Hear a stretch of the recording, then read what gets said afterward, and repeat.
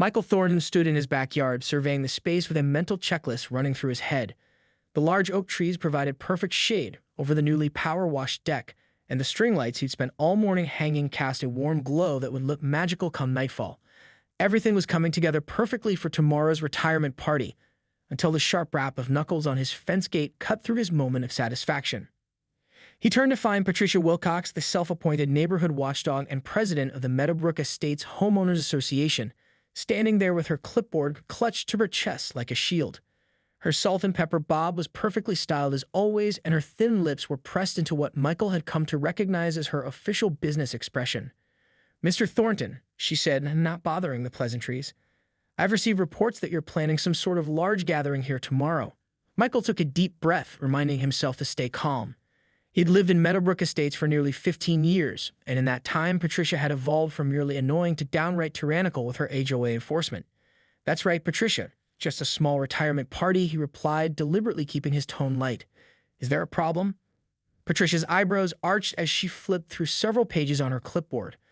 According to Section 12, Paragraph 3 of the HOA bylaws, residents must submit a formal request for any gathering exceeding 20 people, at least 14 business days in advance. She looked up, a glint of satisfaction in her eyes.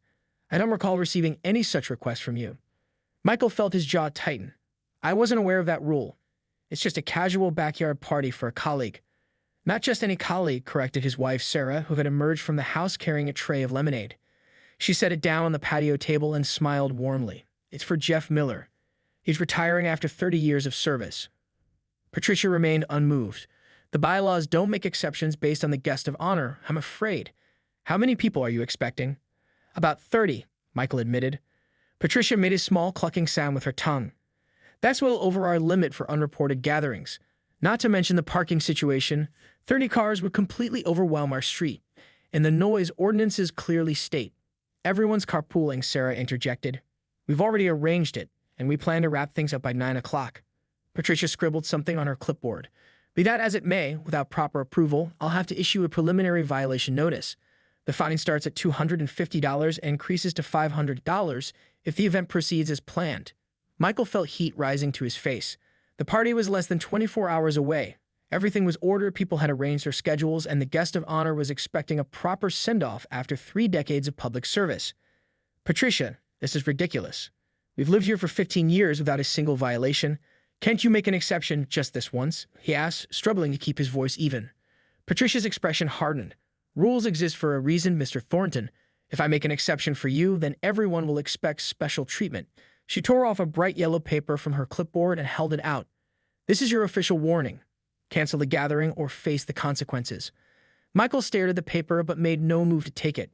Down the street, a car door slammed, and their neighbor Rob called out a greeting as he approached, carrying what looked like a large banner under his arm. "Hey, Mike, Sarah, I got that banner you wanted for Jeff's party. The whole department chipped in for it." Patricia turned, her eyes narrowing. "Department? What department?" Rob reached the fence, oblivious to the tension. He unfurled the banner with a flourish, revealing bold blue letters that read, "Happy Retirement, Sheriff Miller." 30 years of dedicated service. Came out great, didn't it? Rob grinned before finally noticing Patricia. "Oh, hello, Mrs. Wilcox." As understanding dawned on Patricia's face, Michael couldn't help but feel a small flicker of satisfaction at her suddenly wide eyes. "Sheriff Miller," she repeated, her voice noticeably higher than it had been moments before. "The county sheriff?" Patricia Wilcox's face underwent a remarkable transformation. The stern, authoritative mask she typically wore slipped momentarily, revealing something Michael hadn't seen before: uncertainty. "Yes, Sheriff Miller," Sarah confirmed with a pleasant smile. "Jeff's been the county sheriff for almost 20 years now. He started as a deputy and worked his way up. The whole department is coming tomorrow to celebrate his retirement." Patricia clutched her clipboard a little tighter. "I see. Well, that's certainly an achievement." Rob, still holding the banner, glanced between them with growing awareness of the situation. "Is everything okay here?" "Just fine," Michael replied, unable to keep a hint of amusement from his voice. "Patricia was just informing us about the HOA rules regarding gatherings. Apparently, we needed to file paperwork 14 business days in advance." Patricia shifted her weight from one foot to the other. "Yes, well, that is technically the rule, but—" "Morning, everyone," called another voice. They all turned to see Mark Chen, Michael's next-door neighbor, approaching with a large cooler. Sarah, I've got those ice molds you wanted for the punch. Crystal clear, just like you asked. Perfect timing, Mark, Sarah said. Just set them in the garage freezer. As Mark passed through the gate, he nodded respectfully toward Patricia. Mrs. Wilcox, nice to see you. Are you coming to the sheriff's party too? The whole neighborhood's pitching in. Patricia's eyes widened slightly. The whole neighborhood. Well, most of us, Mark clarified. The Johnsons are bringing their famous potato salad, Elena from across the street is handling the desserts, and I think the Garcias are setting up the photo booth. It's a community effort. Michael watched as Patricia processed this information. Her eyes darted around the yard, then to the neighbors' houses as if mentally calculating how many of her HOA subjects were involved in this unauthorized event. I wasn't aware this was a neighborhood function, she said finally, her voice notably less authoritative. Sarah stepped forward, offering Patricia a glass of lemonade from the tray. Would you like some? It's fresh squeezed. Patricia hesitated before accepting the glass. Thank you. An awkward silence fell over the group. Rob excused himself to store the banner in Michael's garage while Mark disappeared inside with the ice molds. Once they were alone again, Patricia took a small sip of lemonade and cleared her throat. Mr. Thornton, regarding the violation notice? Yes, Michael prompted when she didn't continue. Perhaps we could revisit the issue. She tucked a strand of hair behind her ear. Given the circumstances, there might be some flexibility in how we interpret the bylaws. Michael exchanged a quick glance with Sarah. They both recognized the abrupt shift in Patricia's demeanor for what it was, but neither wanted to make the situation more uncomfortable than it already was. That would be appreciated, Sarah said neutrally. Patricia nodded, then reached for the yellow violation notice that was still in her hand. She folded it deliberately and slipped it back into her clipboard. I suppose, since this is a special occasion honoring such an important community figure, the HOA could grant a one-time exception. Michael raised an eyebrow. That's very understanding of you. We do try to be reasonable, Patricia replied, straightening her posture as if trying to reclaim some authority. Community relations are important to the HOA. Very important. The unspoken subtext hung in the air. Patricia didn't want to be on the wrong side of the county sheriff or the entire neighborhood. By the way, Patricia continued, her tone shifting to something almost conversational. I've always had great respect for law enforcement. My cousin in Oregon is a police dispatcher, you know. Is that so? Michael replied, struggling to hide his amusement. Yes, dedicated public servants, all of them. Patricia glanced at her watch with exaggerated surprise. Oh my, look at the time. I have several other matters to attend to today. She handed her half-finished lemonade back to Sarah. Thank you for the refreshment. As Patricia turned to leave, she paused. What time did you say the party starts tomorrow? 2 o'clock, Sarah answered. I see. Patricia hesitated. And is there anything needed? For the celebration? Michael and Sarah shared another look of disbelief. Was Patricia Wilcox actually asking to contribute to an event she had been ready to shut down moments ago? Well, Sarah said carefully, we could use some extra folding chairs if you have any. The day of Sheriff Miller's retirement party arrived with perfect weather, sunny but not too hot, with just enough breeze to keep things comfortable. Michael had just finished setting up the last of the tables when he heard the unmistakable sound of Patricia Wilcox's voice at the front of the house. Careful with those chairs. They're premium quality, Northwood brand, not those cheap imitations from the discount store. Michael exchanged an amused glance with Sarah before heading around to the front yard. There stood Patricia directing 2 teenage boys, presumably hired help, who were unloading not just 6 folding chairs as promised, but what appeared to be a dozen, along with a small folding table. Good morning, Patricia, Michael called out. This is quite a setup. Patricia turned, and Michael had to suppress a double take. Gone was the severe clipboard-wielding HOA president of yesterday. In her place stood a woman who had clearly put significant effort into her appearance. Her usually rigid bob had been softened with loose curls, and she wore a floral dress that Michael suspected had been purchased specifically for the occasion. Michael, Sarah. Patricia's voice had a cheerful lilt he'd never heard before. I thought I'd bring a few extra chairs just in case. One never knows how many distinguished guests might attend. That's very thoughtful, Sarah replied diplomatically. And the table. Oh, just a little something for the gifts, Patricia explained with a dismissive wave of her hand. I also took the liberty of bringing these. She reached into her car and pulled out an elaborate fruit and cheese platter wrapped in cellophane. A small contribution to the festivities. As they walked the chairs and food to the backyard, Patricia gasped with theatrical appreciation. Oh my, you've done a wonderful job with the decorations. Those string lights must comply with Section 15 of our exterior lighting guidelines, a tasteful exception clause. I wasn't aware there was a tasteful exception clause, Michael remarked dryly. While there's always room for interpretation in these matters, Patricia replied with a wink that made Michael want to check if he'd slipped into an alternate reality. By 1 o'clock, neighbors began trickling in to help with final preparations. Patricia inserted herself into every conversation, mentioning her close personal friendship with the Thorntons and her deep admiration for law enforcement. She positioned herself strategically near the entrance to the backyard, clearly planning to be one of the first people Sheriff Miller would see upon arrival. "Do you think we should tell her?" Sarah whispered to Michael as they watched Patricia rearrange the gift table for the third time. Michael shook his head. "Let her enjoy her moment. Besides, I'm curious to see what happens." At precisely 2 o'clock, cars began arriving.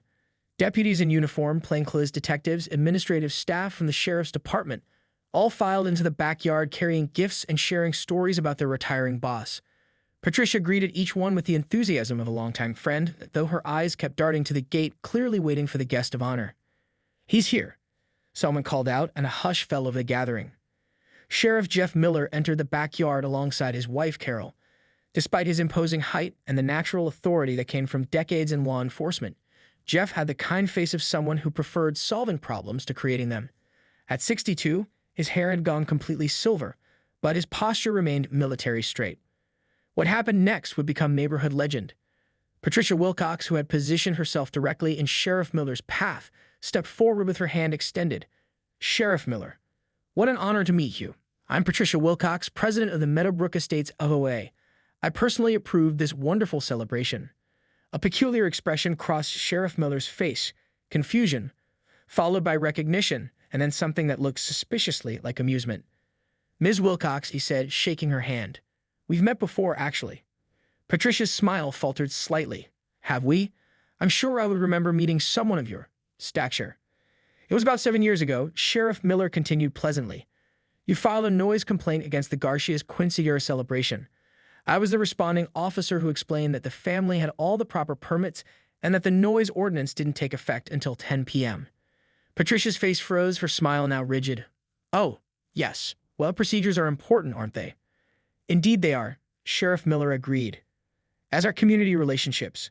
I've always believed that good neighbors find solutions before reaching for rulebooks." 3 months after Sheriff Miller's retirement party, the residents of Meadowbrook Estates gathered for their quarterly HOA meeting. The community center was unusually packed, with chairs arranged in neat rows and a refreshment table at the back, Patricia's idea, implemented after she realized people were more agreeable when properly fed. Michael and Sarah slipped into seats near the middle, exchanging greetings with neighbors along the way. The atmosphere was noticeably different from previous meetings, which had typically featured sparse attendance and tense confrontations. "Never thought I'd see the day when people actually wanted to come to an HOA meeting," Rob whispered from the seat behind them. "Patricia hasn't issued a single violation notice in almost 2 months. Some folks think she's been replaced by a pod person." Sarah stifled a laugh. Maybe she just needed to see herself through someone else's eyes. At exactly 7 o'clock, Patricia approached the podium. Her clipboard was still present. Some habits died hard, but gone was the severe expression that had once been her trademark. She wore a casual blazer over jeans, her hair pulled back in a relaxed ponytail. "Good evening, everyone," she began, her voice warm but professional. "It's wonderful to see such a great turnout tonight. Before we get to our agenda items, I'd like to introduce our special guest." All heads turned as Jeff Miller, now simply Mr. Miller in retirement, stood up from the front row. His silver hair had grown slightly longer since the party, and his tan suggested he'd been enjoying those fishing trips with his brother-in-law. "Many of you know Jeff from his distinguished career with the county sheriff's department," Patricia continued. "What you might not know is that before joining law enforcement, he served on his neighborhood association board for 5 years. He's graciously agreed to share some insights on community-oriented governance." Michael leaned towards Sarah. Did she just say community-oriented governance instead of rule enforcement? Sarah squeezed his hand in response, both of them watching in amazement as Jeff took the podium. "Thank you, Patricia," Jeff began with a nod to the HOA president. "When Patricia called me last month to discuss revitalizing Meadowbrook's approach to neighborhood management, I was impressed by her vision. In my experience, both in law enforcement and community service, the most effective leadership comes not from rigid enforcement, but from understanding the spirit behind the rules." For the next 20 minutes, Jeff outlined a new framework for the HOA, one focused on mediation, community engagement, and reasonable flexibility. As he spoke, Patricia nodded along, occasionally adding notes to her clipboard. "And now," Jeff concluded, "I believe Patricia has some proposals to share." Patricia approached the podium again, looking both nervous and determined. "Thank you, Jeff. Over the past few months, I've been reflecting on my approach as your HOA president. It's become clear to me that while our guidelines serve an important purpose in maintaining neighborhood standards, their implementation has sometimes created unnecessary tension. A murmur of surprised agreement rippled through the audience. With that in mind, Patricia continued, I'm proposing several amendments to our bylaws. She held up a document. The first addresses our gathering policy, the one that nearly prevented the Thorntons from hosting Sheriff Miller's retirement party. Michael sat up straighter, exchanging a surprised glance with Sarah. The current requirement of 14 business days notice for gatherings over 20 people is impractical. The amended bylaw would require a simple notification process for events under 50 people, with a 3-day notice period. This balances respecting neighbors' right to quiet enjoyment with the community's desire to celebrate together. The proposal was met with enthusiastic applause. Patricia looked momentarily startled by the positive response before regaining her composure. Additionally, I'm recommending the formation of a neighborhood relations committee to handle disputes before they escalate to formal complaints. Judge Williams has offered to provide training in basic mediation techniques. As Patricia continued outlining her proposals, more reasonable holiday decoration periods, a simplified approval process for minor exterior modifications, a community garden in the unused lot behind the playground, Michael noticed something remarkable. People were engaged. They were asking questions, offering suggestions, and volunteering for committees. The confrontational atmosphere that had defined HOA meetings for years had transformed into something collaborative. After the meeting officially adjourned, people lingered, forming small groups to chat over cookies and coffee. Michael found himself face-to-face with Patricia as she refreshed the coffee urn. 1 year to the day after Sheriff Miller's retirement party, Meadowbrook Estates was transformed. The community that had once been known primarily for its strict enforcement of HOA regulations had become something of a local legend, a neighborhood where people actually knew their neighbors, where community projects flourished, and where the dreaded yellow violation notices had become rare occurrences rather than regular mail. The summer evening found Michael and Sarah hosting another gathering in their backyard, this time with proper notifications submitted through the new streamlined system Patricia had implemented. String lights twinkled overhead, music played at a reasonable volume, and laughter floated through the air as neighbors mingled around tables laden with potluck dishes. Hard to believe it's been a year, Rob commented, handing Michael a cold drink. Remember when we were all afraid to change our porch light bulbs without filing paperwork? Michael chuckled. Times change. People change too, apparently. Across the yard, Patricia was chatting animatedly with a group of new residents, gesturing toward the community garden visible just beyond the neighborhood playground. The garden had been her pet project over the past year, transforming an unused lot into a thriving space where neighbors grew everything from tomatoes to sunflowers. What had begun as a tentative proposal at that pivotal HOA meeting had blossomed into the heart of the community. She's giving them the garden tour speech, Sarah observed, joining Michael and Rob. $10, says she mentions the zucchini incident. Right on cue, Patricia's voice carried across the yard, and that's why we now have Zucchini Exchange Day every August. You simply cannot believe how much zucchini 30 garden plots can produce. The new neighbors laughed, looking genuinely engaged rather than intimidated, a stark contrast to how new residents had typically reacted to Patricia in the past. As the evening progressed, Jeff Miller arrived with his wife Carol, carrying his signature apple pie. He'd become a regular presence in the neighborhood since his retirement, fishing with the kids at the community pond and occasionally consulting on Patricia's ongoing reforms to the HOA bylaws. Evening all, Jeff greeted them warmly. Beautiful night for a gathering. No citation required, Michael replied with a wink. Jeff laughed, handing off his pie to Sarah. Patricia told me about your 1-year celebration.